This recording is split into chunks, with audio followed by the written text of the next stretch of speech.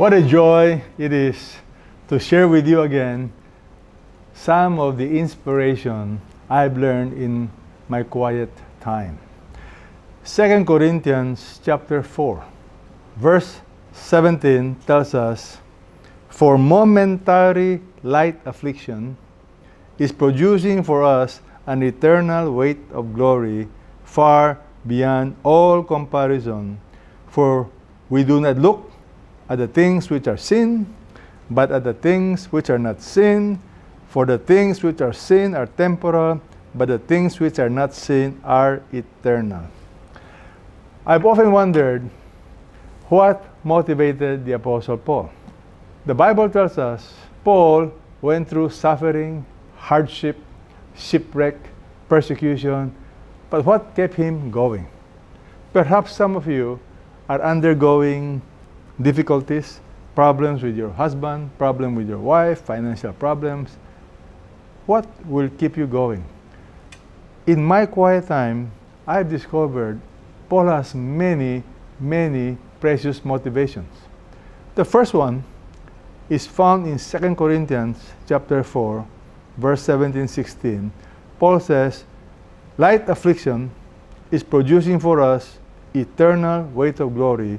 We do not look at the things which are seen, but at the things which are not seen."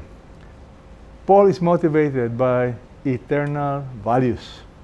He said, "I do not look at things which are seen, but at the things which are not seen. Because the things which are seen are temporal, but the things which are not seen are eternal." Paul has eternal perspective. He was assured of the reality of the promises of God and all the eternal blessings that God has promised him. He was conscious of. So he was motivated to keep on going because he focuses on eternal values. What about you? The second motivation that I want to share with you is found in 2 Corinthians 5 verse 6. "Always be of good courage, knowing that while we are at home in the body, we are absent from the Lord." He repeats, "We walk by faith, not by sight. We are of good courage. I say, I would rather be absent from the body and be at home with the Lord." So his second primary motivation, Paul was very aware, to be absent from the body is to be at home with the Lord. So Paul looks at the reality of being with the Lord. He was motivated. According to him, I want to be in the presence of God. He knows while I'm in this world, present in the body, I'm not yet fully in the presence of God. But someday, when I live this earthly life, I'm going to be in the presence of the Lord.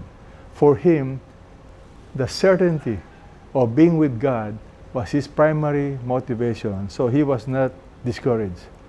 But then, another motivation that you will notice in verse 9 is this. He said, "I have my ambition, whether at home or absent, to be pleasing to the Lord." So Paul was motivated by his real desire to see the smile of God. He says, "I want to be pleasing to him." I realize if my motivation in life is to please God, I can go through a lot of difficulties, a lot of discouragement. So for Paul, as of today, you'll be learning 3 motivations that will help him go through problems. Number 1, eternal values versus temporal. Temporal, suffering, persecution, these are temporals. But eternal values are different. Second, presence of the Lord. He was motivated that someday he'll be with the Lord. Is that what motivates you? And the third thing that I learned today, which I want to share with you, is he wanted to please God. His desire is to see the smile of God in his life. Just imagine, if that will be our motivation, it will impact our lives. Next meeting, I want to share with you other motivations. God bless you.